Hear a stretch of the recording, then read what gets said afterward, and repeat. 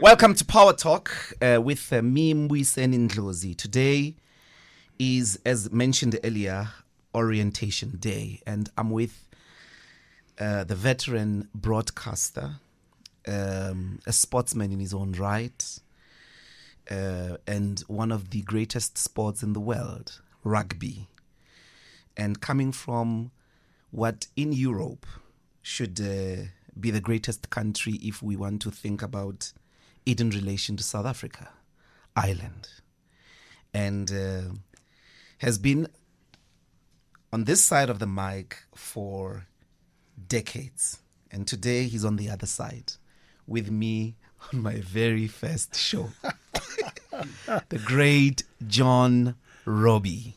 How are you, John? I am blushing with pride and also blushing with embarrassment because after that introduction, I'm thinking up to the many mistakes I made on air, to the cock-ups I made on air. Yeah. And I'm reminded about rugby and radio where I can say the older I get, the better I was. Let's start in Ireland. I mentioned and I provoke this because precisely one of the most important things in our country today is somehow a cutoff is slowly happening, that we cut ourselves off from the world. And yet South Africa was possibly the greatest international human rights campaign that drew people across the world. More people participated in it than World War II. Ireland. What do you want, a history of Ireland? I want you to present Ireland in 2 minutes in that light. Ireland and the relationship to South Africa. Well, this is where I'm going to get even more embarrassed. Well, Ireland, of course, was a country that was colonised. Yes. They had a brutal past, a violent past. Colonised by who? Colonised by the British, of course. People don't know other white people lived under colonisation in their own country. Absolutely. Yeah. And then, the history is complicated, but it ended up with a series of revolutions. Yes. And one that was very unpopular. 1916, they rebelled against British rule, and most of the people, because a lot of Irish people were in the First World War trenches, so they were fighting for supposedly the West, and suddenly their country people rose up and a lot of people were killed and Dublin was wrecked. But then the British decided, unlike the Boer leaders, before they would have a peace with them, they put them up against a wall and shot them. Yes. And that led to a complete change of feeling about these people. It also led to a war of independence, a civil war, and then finally a country with one small area in the north left under control of Britain. And that has been the Irish story. But in recent years, this poor country, agricultural country, has I think gone up in terms of the economy, the standard of living. It became known as the Celtic Tiger. It was the envy of the world because the economy was flowing. Everybody felt rich. Yeah. Everybody was buying on-plan houses in Bulgaria, expecting to sell them the next year. It went mad. Yeah. It turned out to be a paper tiger, and Ireland is now a very special country with many, many problems as well. But I think that there's a great spirit in the place. There always has been. And they were in fact, they were the centre of the anti-apartheid movement. Yes. Kada Asmo was a professor at my old university, Trinity College Dublin. And I'm ashamed to say that I came and toured with the British and Irish Lions rugby team in 1980. Why shame? Because it was the wrong thing to do. If somebody told me now would I play soccer against Israel, I wouldn't do it. And in those days, a similar type of situation, you had apartheid. There's apartheid in both countries, I believe. And yet I played rugby, and I'm ashamed of it in one way. I'm proud of it in one way because as a rugby achievement, it was terrific. And to go on tour in those days to South Africa was like to be treated like a Premier League football player. Were you a rugby star? I was a very good rugby player, and I was very, very promising when I was young. And I suffered injury and maybe didn't quite fulfill my promise. But I had a wonderful career, came over here for a year in 1981, and now it's 44 years later. And here we are. Just that transition. Why leave Ireland, settle in South Africa in 81? Left, I was fired from my job. I worked for Guinness's as a graduate trainee, a real great career. And then because of the pressure of South African rugby going to South Africa, Guinness were put under huge pressure by Nigeria because they exported a special brew to Nigeria. Guinness is huge in West Africa, and that became under threat. And I had to leave my job with Guinness's, and I didn't enjoy it anyway. I must be honest. And came over here and got offered a job. And I said to my wife, we were newly married, young little baby, and said, would you fancy coming for a year? And there'd been a lot of controversy in Ireland. And obviously, I'd been under a lot of pressure. And I look back on it now quite rightly under pressure. And I decided to go because rugby was my absolute life. And then to get away from that, I thought, what about playing a year? And also, South African rugby was, you could argue now, as the best in the world. Certainly provincial rugby was massive because of isolation. So you played in the South African team? I played for Transvaal for 6 years. I was on the Springbok squad. I played twice for the Springboks, but never got a cap. It's a long story. I won't go into it.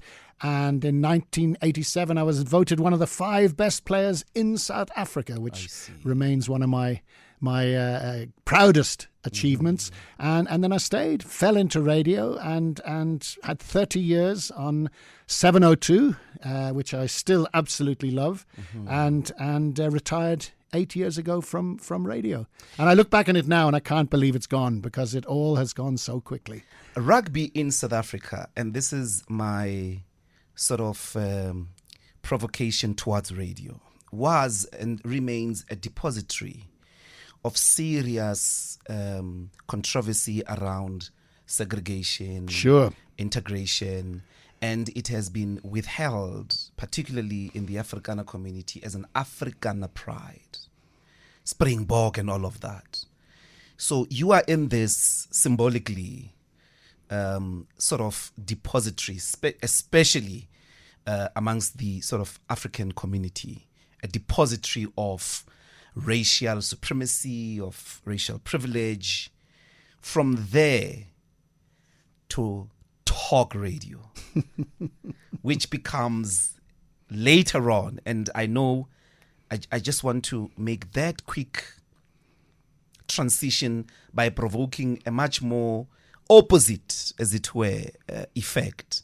Talk radio 702, which became the depository, particularly the time when you facilitated the morning show in the transition, became the opposite, became a wide irritation. That's a great irritation of the white establishment to the extent that you became a target of the Kock. Before we go into the technicalities, because it's my orientation day, I gotta get how you thought through these things.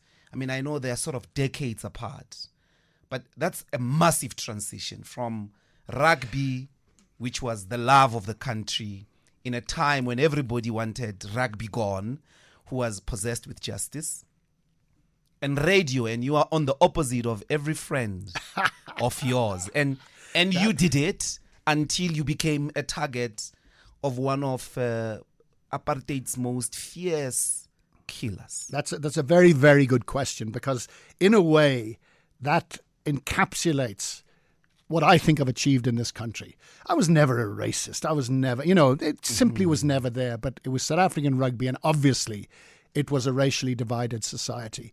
And in your own little way, you tried to make a difference in your own life. But the country was then moving. We could see it. You think back in the 80s, you think back with the boycott campaigns, you think back with the violence, you think back with the towns. It was clear the country was heading to something. And so I played my rugby career and I was single-minded. I wanted to do the best I could.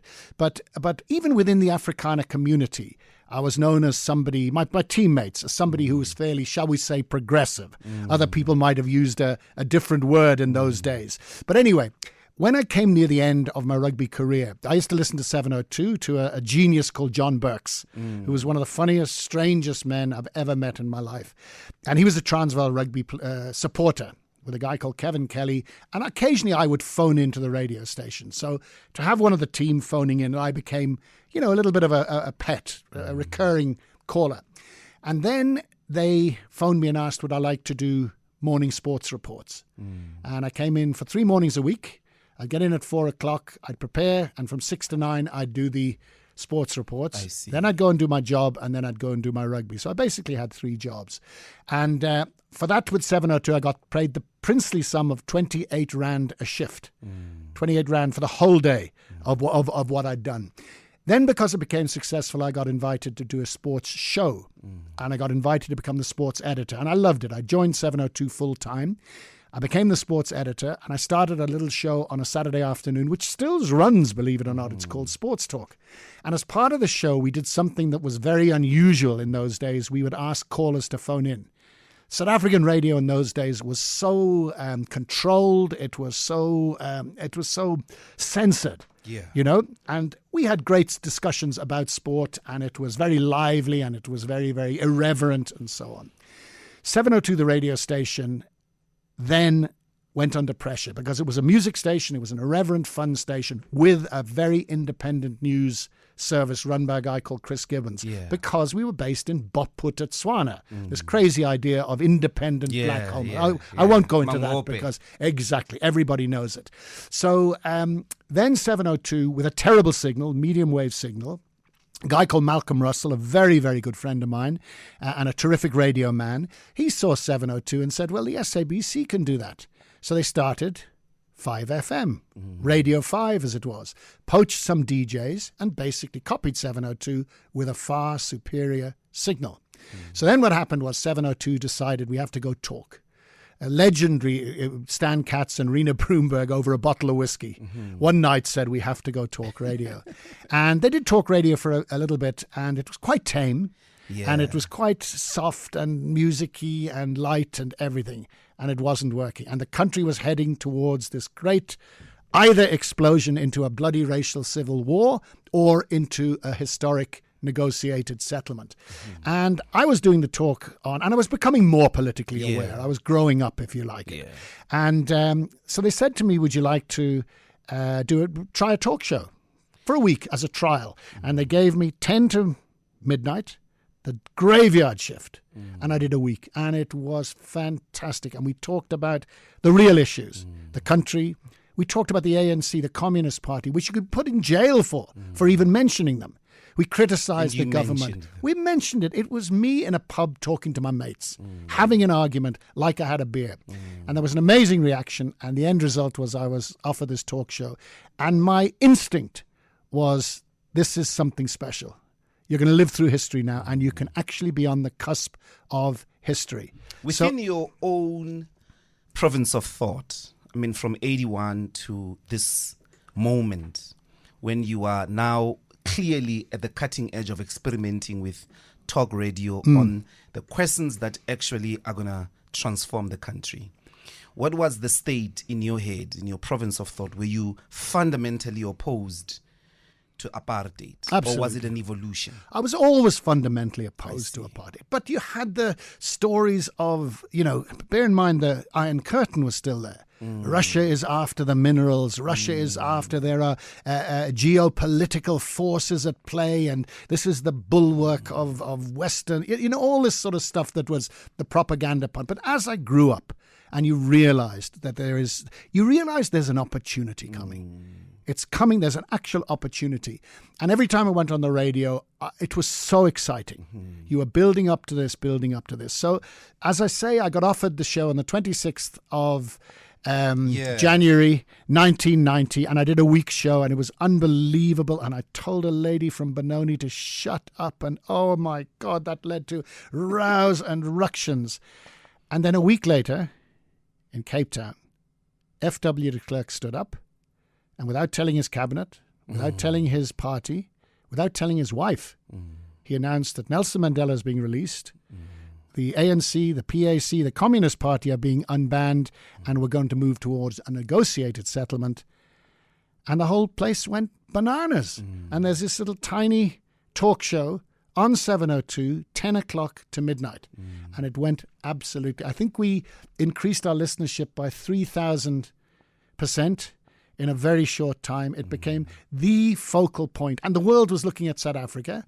And I say now, because it sounds immodest, but in fact it was talk radio heaven, because you're living through history. It's a lot different what was now, your a lot harder. immediate on-air reaction? Did you welcome this this announcement as a bold step forward that must Of course. be agitated? It was As wonderful. something that must be accepted. Absolutely. It was wonderful. And yet, so many people now were predicting dire things, terrible things. You're letting this terrorist, communist out. What is he going to say? Oh, this is the end. And of course, you had the right wing planting bombs. You had the AWB, Eugene Blanche falling off his horse and all that sort of stuff. It was absolute chaos. But my conviction, and also, and I've said this to very, very few people. The guilt that I had from enjoying rugby tours, I felt somehow by taking a bit of a stand, it was cathartic. In a way, this is me, and a lot of people can say, keep politics out of sport. We were quite right to go. We played against multiracial. You can justify it that way. But inside, John Robbie, I knew it was wrong, and suddenly here was a chance thrown at me by total chance to at least make a contribution to people living together in a multiracial, multicultural democracy, and it was an incredible ride. And I look back on it now with far more fear than I did at the time. Because I'm not a religious person, but I almost felt that some of the decisions that were being made for me. I almost felt this is a path, this is a way to make a contribution. And I look back in those years now, it was unbelievable. I was interviewed by 158 foreign television companies. That year. As it came up. I remember Chris Gibbons kept a note of it. It was 158.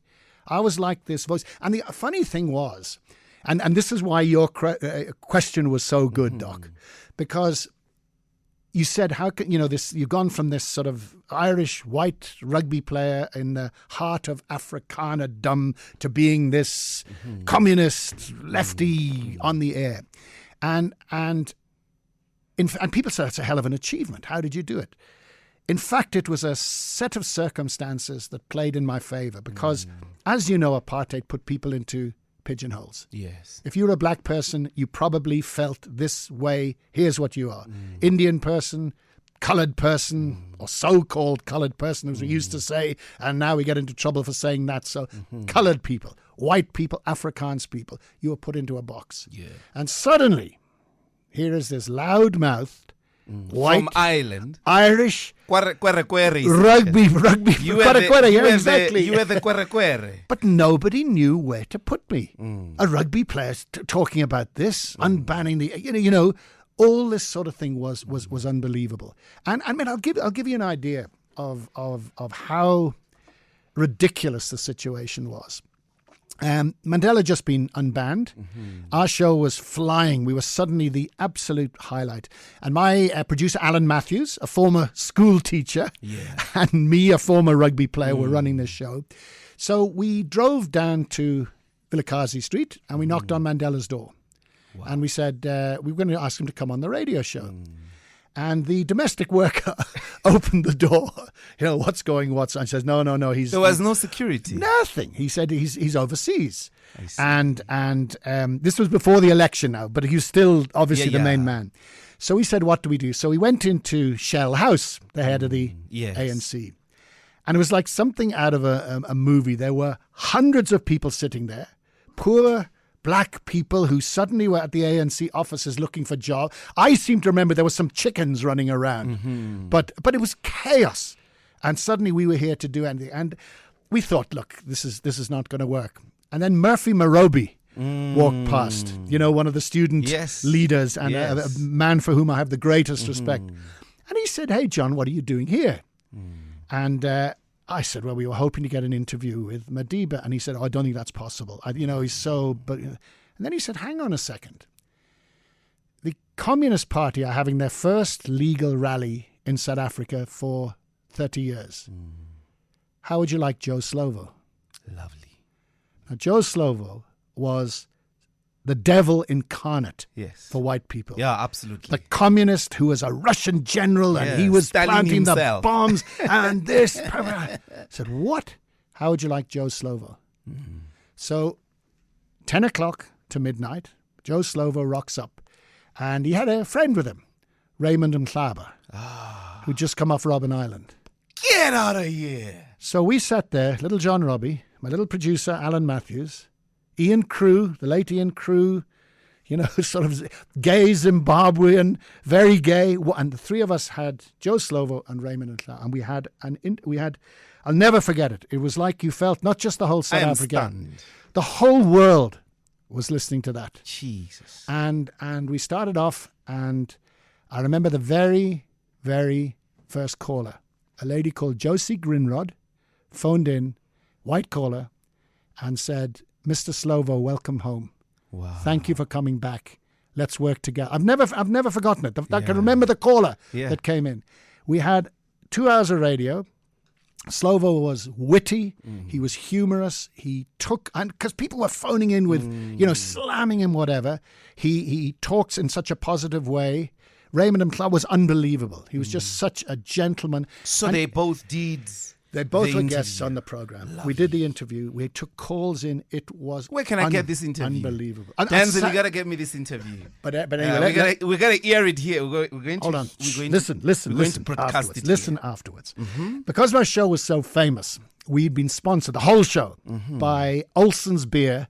And their slogan was the beer for a new generation. It doesn't exist anymore. Olsen's Beer, and we were the show for a new generation. So after this unbelievable 2-hour show, the theme music was playing. That's midnight. And Joe Slovo looks at me and says, I don't suppose there's any chance of having the sponsor's product. Yeah. I said, what? I looked at Alan Matthews and he looked at me. I said, would you like a drink? He said, oh, that'd be lovely. So we're here in a midnight studio. What do you do? Now, Stan Katz had a bar in his office where he used to entertain, top advertisers. So we shoulder charged the bar and broke open the bar, and we sat drinking with Raymond and he didn't drink, but we said, no, he said, well, I'd love to try champagne. So we broke up a bottle of champagne, which he polished off.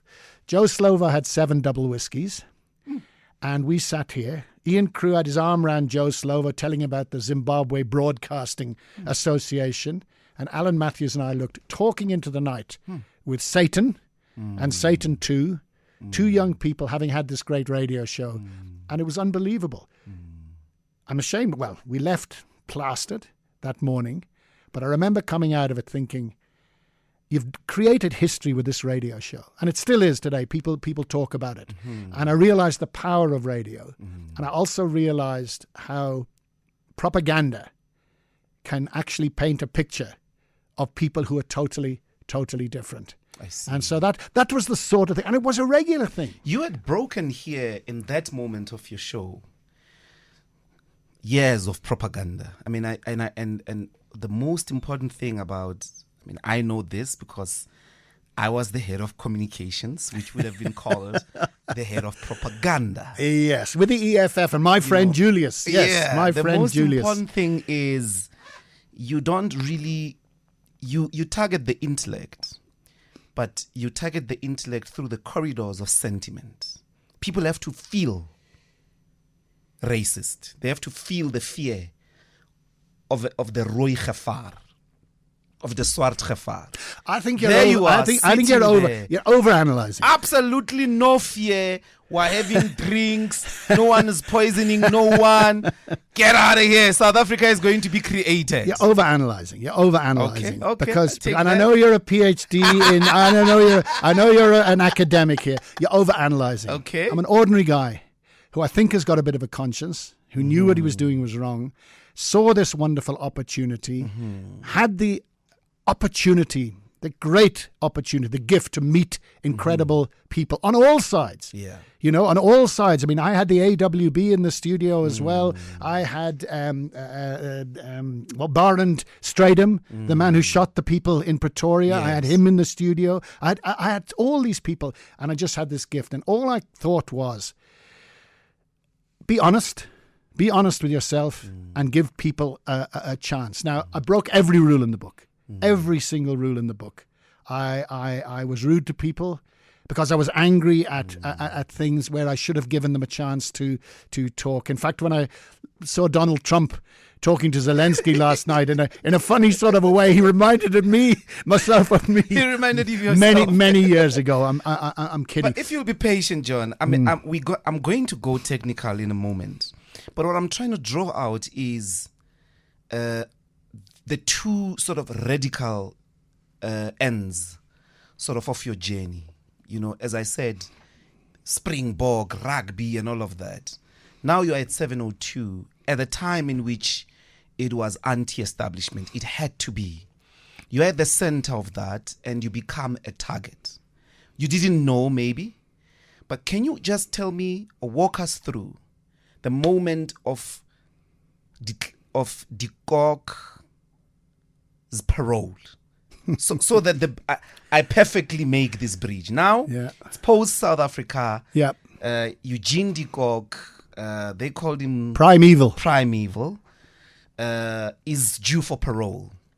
And you get this conversation going on, why shouldn't this guy, and so on and so. But at some point, you come to discover, and I want you to please walk us through this discovery that, well, you know, at some point we considered you somebody that should be killed. All right. Well, there were a lot of. There's no Twitter and stuff in those days. We got a lot of death threats. We got bomb scares at the station. Wow.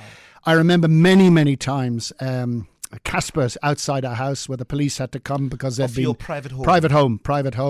I got threats, and my wife and kids got a lot of abuse, and they were little. You know, my kids were little at school then, so it was nasty. I remember. Once there was a very serious death threat. Stan Katz and I were on a death list. If you remember, Johan Haynes, the man was assassinated. We were on the same death. So you felt it was a target, but in a funny sort of a way, you felt, given the stand I'm taking, if I wasn't under threat, I wouldn't be doing my job. So I had that. But then very near the end of my career on 702, Eugene de Kock came up for parole. Now, he was this apartheid killer. Yeah. He did the dirty work in the Bush War in Namibia, Angola, and then he came and was involved in Vlakplaas, where they committed the murders, the political murders and the tortures, and they buried the bodies, and that was basically it. And he came up for parole after 20 years, and he'd gone to jail because he'd gone to the TRC, the Truth and Reconciliation Commission. He'd apparently given full disclosure. He apparently had shown remorse. He apparently had helped the victims' families. In other words, he'd obeyed the rules. And I came on, and I think it was I don't know what day it was, but it was towards the end of the show. And I said, here's a great story because it touches on so many emotions, and yet it also backs up against the law. And so I said, look, he sounds like the most terrible man this country has ever seen, cruel beyond belief, etc. But the law says if he obeys A, B, C, D, the newspapers are suggesting he has, even though it's unpalatable, this man should be freed. Now, you can imagine, there's a wonderful talk topic, and people came in, and victims' families phoned in, and this and that and the other. And it was great talk radio. And right at the end, I got phoned up by Professor Pete Krockamp, who was a political professor at RAU Rau. And he said, John, I actually visit Eugene de Kock because I think he was, as an Afrikaner, who was very, very progressive. I think Pete Krockamp was very interested in people who'd gone the other way, shall I put it that way. And so he phoned up and said, I just want to say I visit Eugene in jail. He goes out, he helps families find the remains. You know, they used to burn and throw into rivers in Limpopo. Horrible stuff after torturing people. And he said, I can just say that those reports about his state of mind and what he's done are true. Something, and I don't know what, made me say, can I meet him? On air, I said, can I meet him? And Pete Krockamp said, I don't think that would be possible. Oh, thanks very much. 9:00, finished the show. Coming up next, nice throw forward. Going to the news. After the show, I got phoned up by Pete Krockamp, who said, would you like to meet Eugene? Wow. And I said, yeah. He said, I've spoken to the prisons people, the NPA. He's going out finding bodies. He's going to be at a tea room in Sandton next Friday. Would you like to come? So I went. I met Eugene de Kock, you know, the rim glasses, stocky figure, like a little bit more scary character. He was eating breakfast, Pete Krockamp, the duck he wears, you know, he's a motorbike guy. And I didn't have to sign anything, get searched. They said, let's go over there and talk the far table. And we walked away. And I've told this story a number of times. And Did as you we have a were walking, recorder? No. I wasn't allowed to record it. I wasn't allowed to record it. And so I've got the sort of motorbike academic on one side, and I've got notorious killer on the other. And there's little me from country boy from Ireland. I'm thinking, what am I doing here? Yeah. And then the Kock, he sort of sneezed. He went like that, you see. Like, oh, bless you. And then he sneezed. And then I realised he was laughing. He was chuckling as we're walking away. And I thought, what's going on? By the time we get to the table, he's actually laughing out loud. And I got a little bit I thought, as all these years in jail, has he gone my sugar? Is there something wrong? And Pete says, go on, tell him. So Eugene Kock put his face up to mine, this far as I'm from the mic, and he said, in the early 90s, I was ordered to assassinate you with a crossbow. Jesus. And I went, what? And he said, I was told, and he gave me the name of the police, the two police officers who told him that I was to be killed with a crossbow.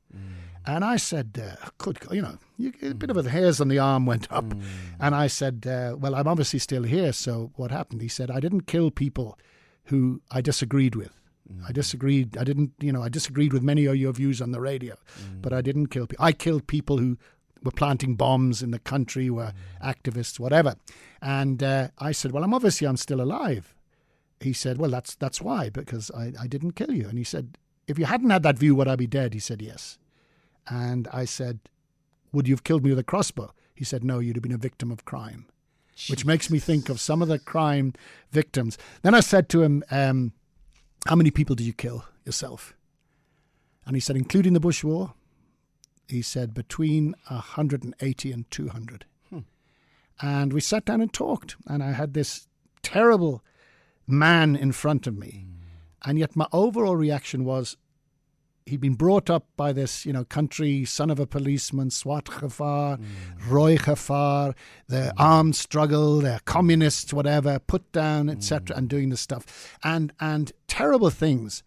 But a bit like Pete Crowcamp, I was thinking, what makes someone like that take that route? What makes some of the white people who were on the other side go that? It's a fascinating thing.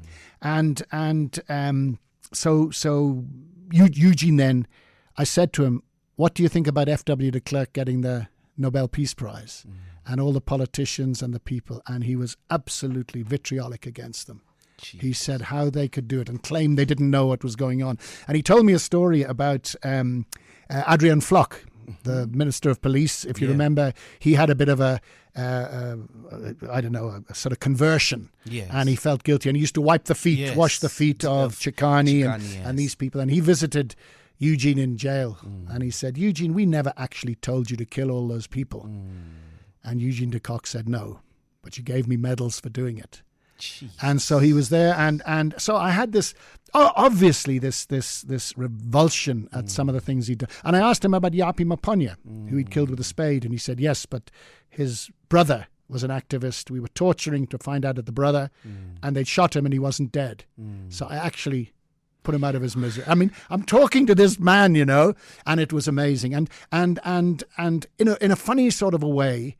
I mean, the fact that I was given these opportunities, these stories, and in a funny sort of a way to make a small contribution, and I'm not maximizing the contribution. Yeah. So many people come up to me now and say, I hated you. I hated you. You were communist.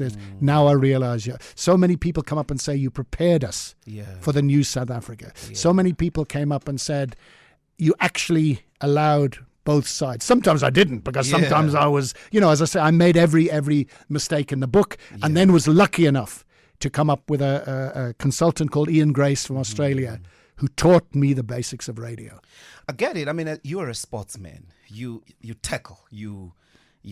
I see the... Allegedly, because you are not doing... Well, I mean, sports is very competitive. Yeah, absolutely. It's like you got to win. Yeah. I get the dramatics of the transition from a purely human point of view, and I mean, but these two identities, you're obsessed with I this. don't know. It's not an obsession, but it's not actually. I think South Africa is opening up, to wedge drivers that are taking us back Here, here. to those oceans. Here, here. Driven by fear. Yeah. Driven by fear and greed. And ambition. And but it's not just South Africa, it's the world. It is. The world. You had this globalization that basically said we're one planet and we're going to try and help people and we're going to look after starving people in India and take them out of poverty, which has been an incredible success, by the way. And now suddenly, for whatever reason, I personally have this little theory that it's a combination of social media, the effect of which has changed the world, I think, mostly not in a good way, and the cult of celebrity. The cult of celebrity, where somebody now is famous for being famous. Somebody does something stupid, and as a result, politicians who used to be boring old people with glasses, and now, no disrespect to the current people I'm talking to, but now you have to have the Boris Johnsons. Let's do that. How has this world of social media, I mean, this means everybody has the gadget for social influence. They can put out their story out there and so on and so forth. The cult of celebrity and all of that. How has that disrupted radio? Well, people say... If it has. Absolutely. People say talk radio is dead. I mean, radio that entertains is there. Music is there. But obviously there's other things. There's AI. There's, different streaming platforms. But people say talk radio is dead. People say it's dead. It's gone. What's the place? You don't have to sit and listen to the doc on Power FM because I can get the news. I can get this. I can get opinion. I can hear from everybody what they've said. Trouble is, what's true? What's honest? How do you know? I mean, you get a situation where the top medical scientists in the world tell us that COVID is this disease and you must get vaccinated. Somebody on Twitter says it's going to give you autism and you believe who do you believe? Yes. You get politicians like Donald Trump telling us that Zelensky caused the war in the Ukraine. He's a politician. People believe him. Who do you believe? And I think the world and South Africa is screaming out for a place to go where you're going to get the facts delivered in an objective way, an accurate way. Why you're going to radio you're going to get you're going to get opinion. Sorry, I've taken over the show now. Sorry, man. I've got a long model. I'm not the breakfast guy. But why is radio the sort of place where something might be more reliable as information than somebody on TV? No, it isn't. But I'm saying it has the opportunity. I see. Whether it's radio, whether it's television, whether it's online, whatever. I think the world is now crying out for a place that's credible. And it's a huge job because you've got to start off. And I go back to 702 now, and Chris Gibbons, who I don't think anyone has given credit for what he did on 702 when we were this silly, irreverent, fun, successful music station, and he ran a news team that was straight down the line, that gave the news in a way that was fair, objective, and factual. And so that's where it starts. It starts with news. Then it starts with people like yourself, who, like me, had this incredible platform to give their opinion, but also to take opinion and also to clarify. To give news, to find out from the people involved. And I'll say it, Doc, you have a massive advantage.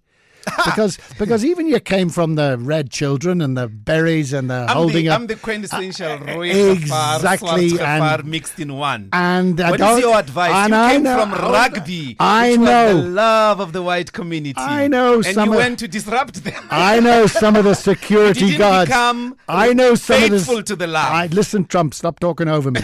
I know some of the security guards in Parliament remember you. So you have this background, but also, jokes aside, you have the insight into what goes on politically. Now, you've got a difficult job of persuading people that the theatre of the EFF, and there is theatre, obviously, in politics as well, but that you're no longer wearing that hat, if I can put it. You might have, your own opinions, but you have this massive opportunity. Because most people don't understand how Parliament, how government, how municipalities work. And you have a massive opportunity to tell people. So when something comes out, the GNU, they're at each other's throat, it's on the edge, and you can say, no, it's not. I can tell you no. This has been put out there, etc. Give people an insight. Bring experts on. Tell them the news, bring opinion, look at both sides. But even both sides, there's a thing, I don't know if you've heard of whataboutism. Yeah. Whataboutism. Yeah. It's famous in the Israeli-Palestine argument. Correct. Yeah. The AIDS debate. I remember asking Dr. Helen, I forget her name, the expert in AIDS, to come on the show because President Mbeki was an AIDS denialist, and my old friend, Dr. Mantu Shabalala Msamang, who had a huge fight with once when I asked her, does HIV cause AIDS? And huge row. And I remember inviting the professor on, and she said, no. I said, what? And I said, no, I just want you to come on. She said, no.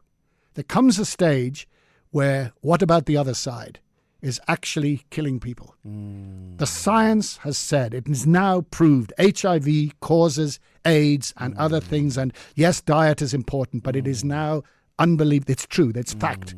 It's gone beyond an opinion. And by inviting me on to refute, you're actually doing damage because people will refute it, etc., and the whole row will go on.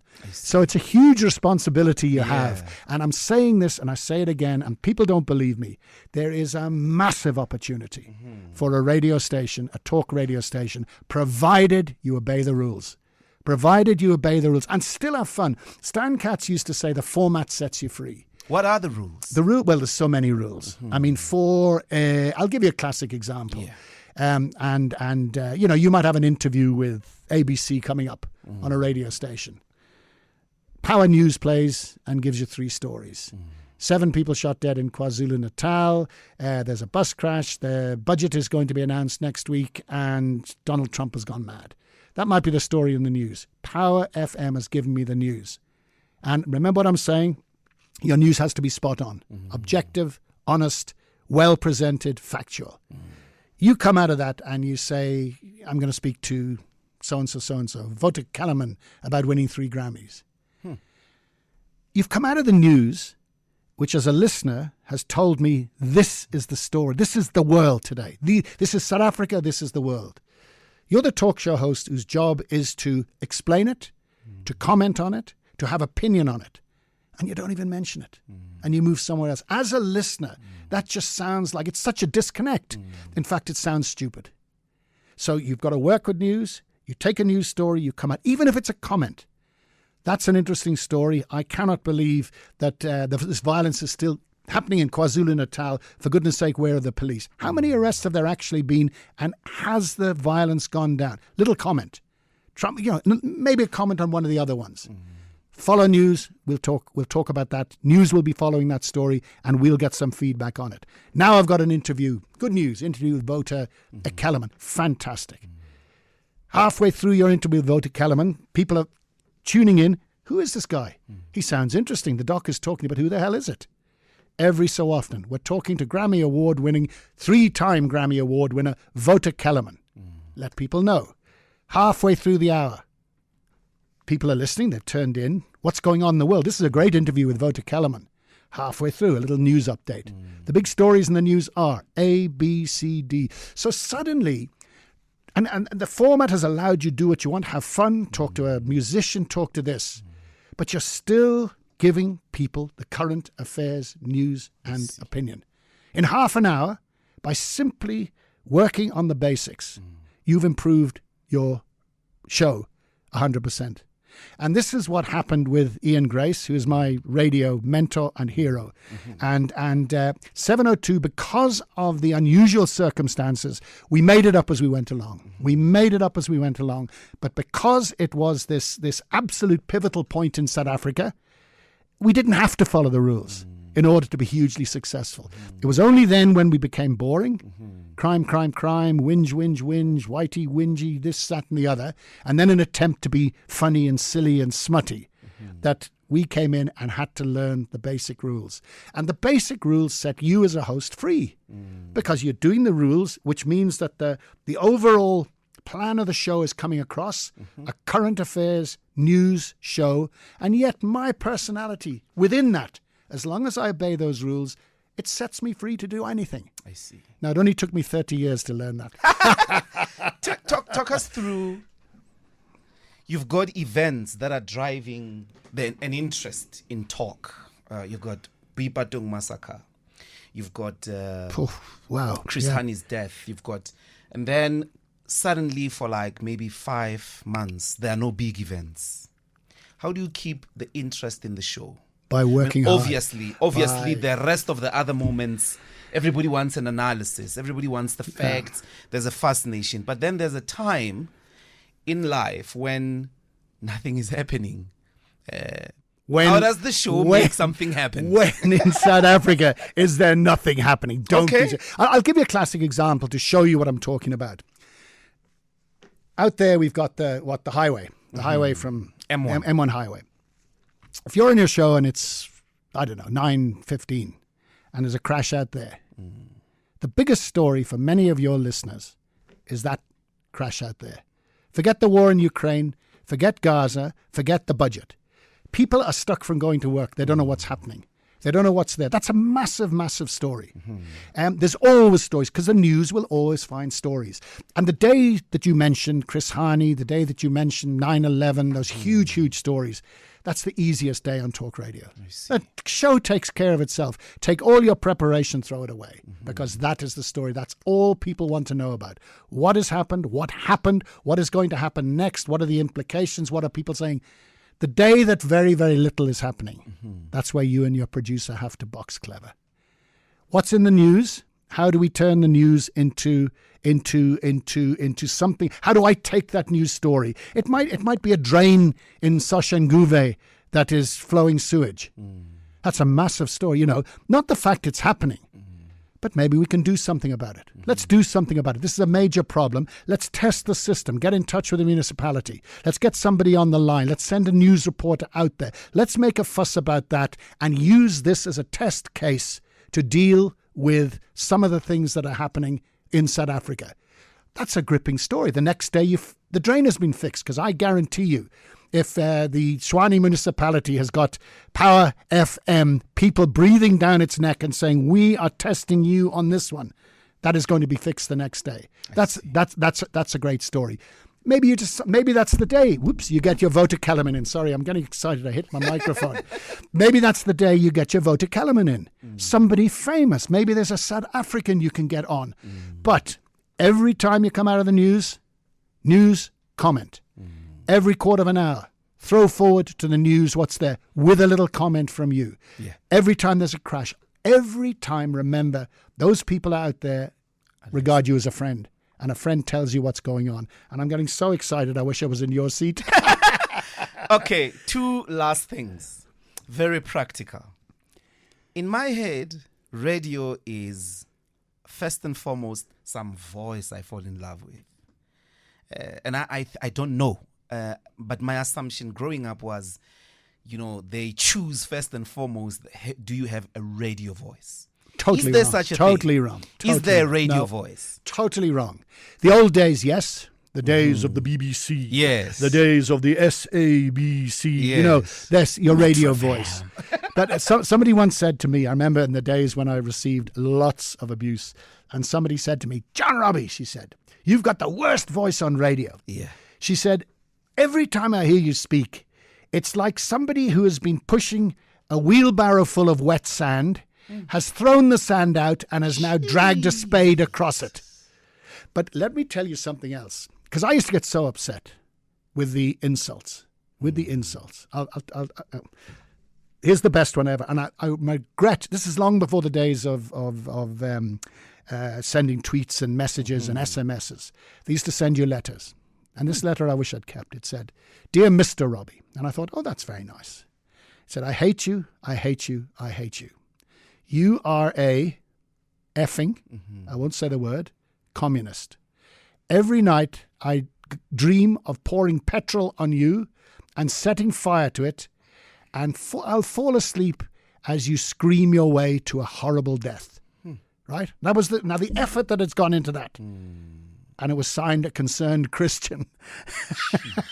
But my point is, the criticism can hurt. You get criticism, and people, because they think it's their radio station, and if you do something that they don't agree with, and you'll get a lot of criticism for taking somebody else's seat, by the way. And I said to because I'm a sensitive soul underneath this blasé exterior. I'm a sensitive little flower. And I said to Ian Grace, I said, all this criticism. He says, every time you get criticism, you stand up and you celebrate like you've scored a goal. Because he said, if you've got all the people who like you listening to you, you're a good radio host. But imagine if you've got also all the people who hate you listening to you. He said, then you're a great host. So after that, every criticism I got from people who heard something on air, I said, yes, but you're listening to me. Last one. Is there a radio personality, not like public personality? What you keep saying, bring your personality. Honesty. What is a radio personality? Honesty. It's you. You are the radio personality. People who put on a show, put on a performance. And I would say the one thing, looking back on my radio career, and I keep saying I made all the mistakes. Yes. Don't think I'm some great radio guru I made every mistake in the book, and I look back on some of them and absolutely cringe. But the one thing I can say with total honesty is that what you heard on the radio is what I am. What you hear is what you get. I can actually attest to that. I met you 30 minutes before and I thought, am I on radio or what? Well, my wife says, stop interviewing people. Stop interviewing people. If you were in the Oval Office last night and that situation of heads of state played out, what would have been your intervention? How do you mean, in what way? What would you have done? All journalists had the opportunity to ask questions. What would you have chosen to do in that moment? I think in that moment I would have said, Mr. President, Mr. Vice President, please can we hear the President of Ukraine speak? Because he was trying to speak, he was trying to answer, and obviously the Vice President was just trying to make Trump look good and get him to thank Trump and thank America and so on and so on. And Trump was just obnoxious. And the guy, and there's a message there. And again, this is something that was one of my great criticisms. I get so excited. You would have asked them to not be you. but I get so I get so excited sometimes. I talk over people, and funnily enough, one of the greatest compliments I've ever had was not on radio, but at a function. And Nelson Mandela was there. And very, very cheekily, I wrote a note. We were 702 and Mnet, tucked away in the corner, all the SABC tables, a media function after he'd become president. And I sent a cheeky little note on the menu and said, Mr. President, we're also media. Can you join us for a while just so we can talk to you? And I said, this is not a long walk to freedom, joke. And he picked it up and he waved at us and we waved, and he came and sat with us for 45 minutes. Jeez. And it was unbelievable. Now, I don't know if you ever met Madiba, but when you met Madiba... I've never met Madiba. He had a presence. I was always with him in the studio. And that presence touched me too. He had a presence about him that was unbelievable. It was almost religious. The most famous man in the world, he had a presence. And also, he was so much bigger than photographs. He was a big guy. Some guys are the same height and yet other guys appear much bigger. That was Madiba. He came, and everyone at the table, he had this effect that no one could speak to him. So everyone was like this, you see. And of course, I said, I'm not going to waste this opportunity. So I said, now given it was back in the 90s when there was dreadful violence between the IFP and the ANC. So I said, Mr. President, can I ask you a question? And he said, yes, go ahead. And I said, how is it you'll meet Betsy Verwoerd, you'll meet de Klerk, you'll meet Pick Boerter, you'll meet all these people, and you've never met Chief Buthelezi? Oh, no, let me speak to you here. You see? And he's getting very, and now it's like I'm interviewing. And I admit the finger came out, and I'm saying, now hang on a minute, wait a minute. And he said, now you, shut up. And I was stunned silence. And then he laughed and he said, you are not on the radio now. And that was the greatest compliment ever. So as far as I know, Bill Clinton and John Robbie are the only two people that Madiba has told to shut up. Yeah. How's that for a compliment? So is that what you would have said? Mr. Trump, would you shut up a bit and hear Zelensky? Thank you so much, John. I'm going to embrace everything you said. And, no, don't. Just think of it. The most important thing. Don't embrace it. Think of it. Think of it. Think of it and make thinking. A decision. All right. Okay. Yes. But can I wish you the best of luck? And I know underneath your blasé exterior, very nervous. You are very, very nervous. And can I tell you, after 30 years on radio, doing my last show on radio, I was more nervous than my first. Like an actor, The minute you lose those butterflies, you're finished. If you don't feel nervous before a show, you're not going to deliver. But I wish you everything of the best. And if you have half the career I had, you're going to have an amazing career. The great John Robbie. Thank you very much.